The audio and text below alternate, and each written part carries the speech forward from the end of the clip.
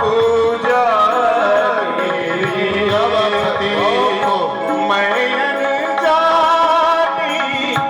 तरस दीवानी मैं जाने कैसे दीवानी प्रेम न जाने को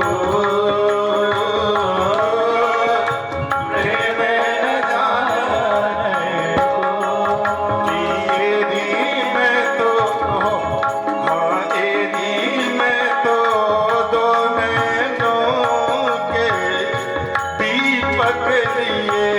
जलाए किए मैं तो प्रेम दीवानी मेरा दर्द न जाने को मैं तो प्रेम दीवानी मेरा दर्द न जाने को दर्द न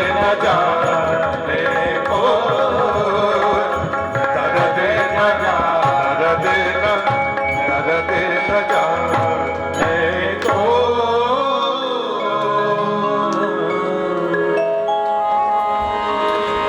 कितना अच्छा लगा। तेरी मैं तो प्रेम दीवानी मेरो दर्द न जाने को तेरी मैं तो प्रेम दीवानी मेरो दर्द न जाने को। क्या दर्द रहा होगा उनके जिगर में। तेरी मैं तो प्रेम दीवानी मेरो दर्द न जाने कोई। राजस्थान जाने कोई नहीं जानता मेरे दर्द को, मैं कितना स्नेह करती हूँ कान्हा से। कोई शिकायत नहीं है, वो भी अगर चाहो लेकिन फिर पक्का। माता पिता ने भोजराज से विवाह किया था। मीरा बाई जी के जो पति देव का नाम था, लोक दृष्टि से विवाह भी हुआ था उनका, लेकिन श्री भोजराज जी महाराज बहुत महान थे। मीरा जी ने यही कहा था, क्या मैं कृष्ण को पति मानती हूँ, इस बात का सहयोग आपसे मिलेगा। भोजराज की आंखों से आंसू बह चले। उन्होंने कहा कि मैं ये समझूंगा कि मैं कृष्ण और कृष्ण प्रेयसी मीरा का सिपाही हूं, मैं चौकीदार हूं। आप मेरी कुछ होंगी ऐसा मान के नहीं, आप मेरी स्वामिनी हैं, क्योंकि कृष्ण मेरे स्वामी हैं, आप उनकी धर्म पत्नी हैं। संबंध से तो मैं जीवन भर ये संबंध निभाऊंगा। राजस्थान में झूला झूलते समय एक विधा है, पति अपने पत्नी का नाम लेता है। उस दिन पता चला उनके भाइयों को कि मीरा भाभी से भैया का संबंध पत्नी का भाव नहीं है, कोई और भाव है। तो झूला झूलते समय, विवाह के बाद झूला झूलते समय पत्नी का नाम लिया जाता है। तो भोजराज जी का लोगों को शंका थी कि मीरा जी से तो इनका स्नेह है जैसे एक बहन भाई, एक मित्र का, एक पिता पुत्री का इस प्रकार व्यवहार है।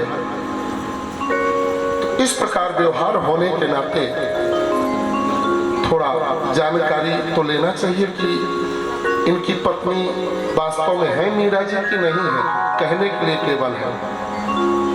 तो नाम तो लिया जाता है। तो धीरे से भाइयों ने पूछा, भैया भाभी जी का नाम लीजिए आप। तो जानते हैं क्या नाम लिया था उन्होंने? झूला झूलते समय जब झूला कस के रस में हो गया, गति में हो गया, तो धीरे से कहा, आकाश कुसुम। मेरी पत्नी का नाम क्या है? आकाश कुसुम। उसका मतलब क्या वो जानते हैं? आकाश में कुसुम खिला, क्या मतलब कुसुम है, पुष्प तो है जो तुम देख रहे हो मीरा, लेकिन आकाश, वो आकाश में है, ऊंचाई में है, मेरी पूज्य है। इसलिए पर्याय शब्दों का प्रयोग किया, साहित्यिक शब्दों का प्रयोग किया। भैया समझो नहीं आकाश कुसुम का मतलब? बोले उसकी व्याख्या फिर बाद में समझोगे, अभी नहीं, बच्चे हो। आकाश कुसुम। इतना प्यारा संबंध था भोजराज जी का और मीरा जी का। तो कहने का आशय ये कि अगर मेरे जीवन में प्रण हो कि मैं वास्तव में कृष्ण को, राम को पति मानूंगी, तो फिर आपका होने वाला पति भी आपके आड़े नहीं आता है, आपका सहयोग करता है, क्योंकि आपका संकल्प, और आपका संकल्प है मोमबत्ती जैसे है कि आंच लगती पिघल जाओगे, तो क्या मतलब निकला।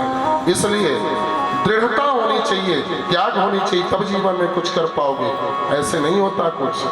हमारे गुरु जी स्वामी जी महाराज बोलते, पानी में पैर न पड़े कहे बड़कवा चिमकवा मोरैया। बोलिए श्री सद्गुरुदेव भगवान की जय हो। कुछ पाने के लिए कुछ खोना पड़ता है जी, ऐसे नहीं प्राप्त हो जाता है कोई चीज, कोई वस्तु। और वो तो राम जी हैं, कन्हैया जी हैं। गुरु जी की आज्ञा हुई, तारका को एक ही बाण में प्राण हर लिया। एक ही प्राण हर लीना, और दीन जान कहीं निज गति दीना। क्योंकि मार भाड़ की कथा बहुत नहीं सुनाएंगे कि ऐसा पटका, ऐसे मारा, ऐसे किया। यहाँ तो रोज उठा पटक चल रहा हमारा जगत में। वो चीज सुनाएंगे जो शिक्षाप्रद हो, जो सुख देने वाला हो। दृष्ट्वा गधिसुतः श्रीमान् निदं वचनम् अब्रवीत्। महाराज इस प्रकार से श्री राम जी महाराज ने ताड़का को मारा, और इसके बाद जब ताड़का को मारा तो मुनि प्रसन्न होकर के दिव्य अस्त्र शस्त्र आयुध प्रदान किए, दिव्यास्त्र प्रदान किए। कैसे कैसे अस्त्र शस्त्र है सब दिया, वो सुन लीजिए। तानि दिव्यानि भद्रम थे ददाम अस्त्राणि सर्वशः। सारे शस्त्र कैसे कैसे हैं? दंड चक्र, धर्म चक्र, काल चक्र, विष्णु चक्र, वज्र, त्रिशूल, ब्रह्मास्त्र, एसिकास्त्र, धर्म पास, काल पास, वरुण पास, तेजः प्रभ और मानवास्त्र, शीतेषु आदि विविध महत्वपूर्ण अस्त्र शस्त्रों को श्री विश्वामित्र जी ने राम जी को दिया। ये इसके लायक है। जो श्रेष्ठ होता है उसी को सब चीज दिया जाता है। ऐसा थोड़ी पद्मश्री से विभूषित कोई हो जाता है या भारत रत्न की उपाधि किसी को मिल जाती, कोई बात होती तब होती है। किसी गुण में वो गुणित होता है, उस श्रेष्ठतम स्थान को ग्रहण करता है जीव, तब जाकर के वो ख्याति और वो दिव्य वस्तु की प्राप्ति होती है, वो प्रमाण पत्र की प्राप्ति होती है। ऐसे नहीं कोई भारत रत्न होता है, महान जो होते हैं। उचोश्च मुदिता रामं सर्वे प्राञ्जलयस्तदा इमे च परमोदार किंकरास्तव राघव। सारे अस्त्र शस्त्र प्रकट हो गए रघुनाथ जी के पास। अप्राप्त होने के साथ वो कहते हैं किंकरस्तव, मैं आपका किंकर हूँ, हे राघव मुझे आज्ञा करिएगा, मैं आपके पास रहूंगा। तो पहले मंत्र रूप में रहते थे, ऐसे थोड़ी लेकर के मार चलते थे भार लेकर के, ऐसा नहीं। वो मंत्र में सारी चीजें शक्तियां रहती थी और वो सब प्रकट हो गए, स्वरूप धारण कर लिए। सरकार आदेश करिएगा, मैं किंकरास्तव, आपका किंकर हूँ, ऐसा कह करके राघव ने कहा जब जरूरत पड़ेगी आप सबको मैं स्मरण करूंगा और आप सबका प्रयोग करूंगा। बड़े ही प्रसन्न हुए, संतुष्ट हुए सारे अस्त्र शस्त्र। प्रतिग्रह चकाकुत्स्थः समालभ्य च पाणिना मनसा मे भविष्यति मितितान्याभवोदयत्। इसके बाद आश्रम में गए हैं और बड़ा स्वागत किया है रघुनाथ जी का ऋषि मुनियों ने, गुरुदेव के सहित, विश्वामित्र जी के सहित। तम दृष्ट्वा मुनियः सर्वे सिद्धाश्रम निवासिनः उत्पन्नोत्पत्ति सहसा विश्वामित्रां पूजयन्। यथार्य चक्रिरे पूजां विश्वामित्राय धीमते तथैव राजपुत्राभ्याम् अकुर्वन्त अतिथि क्रियां अतिथि क्रियाम, अतिथि का कैसे सत्कार करना चाहिए, इस प्रकार से पूजन किया है। श्री राम जी ने कहा अत्यैव दीक्षां प्रविश्य भद्रम ते मुनि पुंगव, आज ही आप दीक्षा ग्रहण करें और इसके बाद आप यज्ञ का कार्य प्रारंभ करें। प्रातः कहा मुनि सन रघुराई, निर्भय यज्ञ करहु तुम जाई, हो करन लागे, हो करन लागे मुनि झारी, आप रहे मख की रखवारी। विश्वामित्र अपने ऋषि मनुष्यों को लेकर, शिष्यों को लेकर, प्रशिष्यों को लेकर सुंदर यज्ञ किए। अपने रघुनाथ जी अनुज के समेत यज्ञ रक्षण हेतु खड़े हो गए। 6 दिन 6 रात्रि तक लगातार जग करके अनिद्राम खड़ अहोरात्रम तपोवन अरक्षताम, खड़ रात्रम 6 दिन और 6 अहो मतलब दिन और रात्रम माने रात, दिनों रात 6 दिन तक जागरण करके 7वें दिन यज्ञ ही पूरा हो गया मध्य दिन में। इस प्रकार से दिव्य यज्ञ सुंदर। लेकिन इसी बीच में जब यज्ञ की पूर्णता की ओर था, उसी समय मारीच और सुबाहु जो ताड़का के पुत्र हैं वो आ जाते हैं। राम जी महाराज ने बिना फल का बाण प्रयोग किया मारीच को, और महाराज वो 100 योजन का सागर पारा। माने रघुनाथ आकर ये बतला दिए कि मैं आ चुका हूं पृथ्वी में, रावण सतर्क हो जाओ तुम, अनाचार दुराचार बंद करना हो तो कर दो, नहीं इसके बाद तुम्हारा वध ही अभीष्ट रहेगा, इसके अलावा कुछ नहीं। ऐसे करके महाराज और पावक सर सुबाहु पुनि मारा, पावकास्त्र से सुबाहु को नष्ट कर दिया। अनुज निशाचर कटक सिंहारा, लक्ष्मण कुमार ने सारे निशाचर कटक को समाप्त कर दिया। अब तो बड़े ही प्रेम से आनंद आनंद हो गया।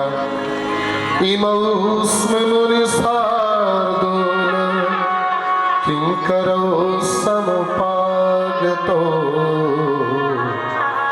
आज्ञापय मुनि श्रेष्ठ, शासनम करवावे किम। अब सब कुछ हो गया। इसके बाद मिथिला से पाती आई है विवाह की, तो धनुष यज्ञ सुनि रघुकुल नाथा, हरस चले मुनिवर के साथा। श्री विश्वामित्र जी महाराज ने धीरे से पूछा कि रघुनंदन ये यज्ञ तो पूरा हो गया, अब कहिए तो आपके पिताजी को आपको सौंप दें, पहुंचा दें। राम जी सोचे कि गड़बड़ हो जाएगा, जितना श्रम करना पड़ा, परिश्रम करना पड़ा, तब के दारी कुछ नहीं बोले, ले आए हमको। अब जब उसका फल मिलने वाला विवाह शादी, तो कहते हैं कि पिताजी के पास पहुंचा। धीरे से राम जी महाराज उठ के खड़े हो गए, विनती जोड़ ली, बोले गुरुदेव आपको याद नहीं होगा, मुझे याद है। मेरे पिताजी ने जब आपको दिया था, मुझे सौंपा था, उस समय ये कहा था तुम मुनि पिता आन नहीं को, आप गुरु जी भी हैं और पिताजी भी हैं। तो जैसे एक पिता विवाह शादी के लिए चिंतित होता है इत्यादि इत्यादि, वैसे आप पिता हैं, तो अब आप भी चिंता करिए। अगर ऐसा कुछ विधान बन रहा है तो आप कहेंगे मैं अपने से कह रहा हूँ, ऐसा नहीं है, लिखा है मानस में। धनुषिया की सुनी रघुकुल नाथा, धनुषिया की सुनी रघुकुल नाथा, हरसी चले मुनिवर के साथ।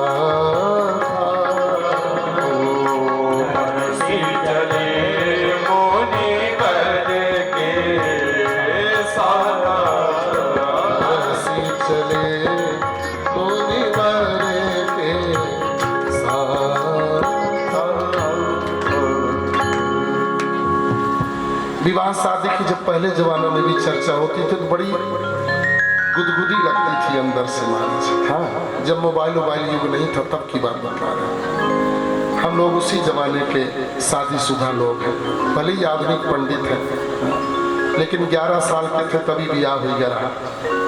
इतनी छोटे में किसी का विवाह नहीं हुआ कि जैसे मेरा हुआ। सुन के बड़ी खुशी हुई। गए थे, गैया वैया चरा के लौटे थे। बब्बा लोग देखे कि धीरे से बता दी यही लड़का है जिसके साथ शादी होनी। बढ़िया 3 हाथ की लाठी लिए हुए गैया लेकर के लौटे थे। वो 4-5 बजे लौटते थे स्कूल से, तो बब्बा लोग कितना भी कुछ हो लेकिन घर के लोगों को गैया चराना पड़ता था। तो गए गैया चरा के लौटे थे। उसी समय धीरे से कहते यही लड़का है। ससुर जी प्रसन्न हो गए, गदगद हो गए। वाह, अच्छा बढ़िया गैया चरा के लौटा है, बेटी को हमारे चरा लेगा, खवा पिया, खुश हो गए। मतलब क्या हुआ? तो जब हम ये सुने कि हमारी शादी वाले लोग आए हैं, इतनी खुशी हुई मने मन हमारा विवाह होगा। अब ये नहीं जानते थे कि विवाह का समस्या क्या है। मतलब सूर्य ग्रहण, चंद्र ग्रहण 2-4 घंटा में मुक्त कर देते हैं। पानी ग्रहण इतना खतरे का ग्रहण है कि जब तक डोर नहीं डालता तब तक मुक्त नहीं करता। अब जाने की बाद में ये समस्या होती है विवाह शादी के बाद, जीवन भर नाक रगड़ो महाराज। वो सब की कहानी है तो मैंने बताया दिया। ये व्यासपीठ बड़ी उदार होती है सबके लिए। अपना ही उदाहरण दे दिए। किसी का नाम लेते तो लोग बुरा मान जाते हैं, अपने ही उदाहरण दिए। घर घर की कहानी है। कितना बड़ा IAS हो, जजमेंट करता हो, कलम तोड़ देता हो, किसी को फांसी दे दे, कुछ कर दे, लेकिन घर में आने के बाद मेहरारू के पास वो भी भीगी बिलारी बन के चिपका रहता है। ये स्थिति होती है। बेल भी बजाना पड़ता है, घंटी भी बजाया, गेट में जा करके माहौल ले लेता है। इस समय चंद्रमुखी है कि ज्वालामुखी है। माहौल लेने के बाद फिर बेल बजता है, सब जानते हैं। लेकिन मेरी पंडिताइन बड़ी सौम्य है। वो तो मैं आप लोगों को सुख देने के लिए ऐसा बोले तो आप लोग जानते हैं। बोलिए श्री सद्गुरुदेव भगवान की जय हो। कहने का से ये जीवन में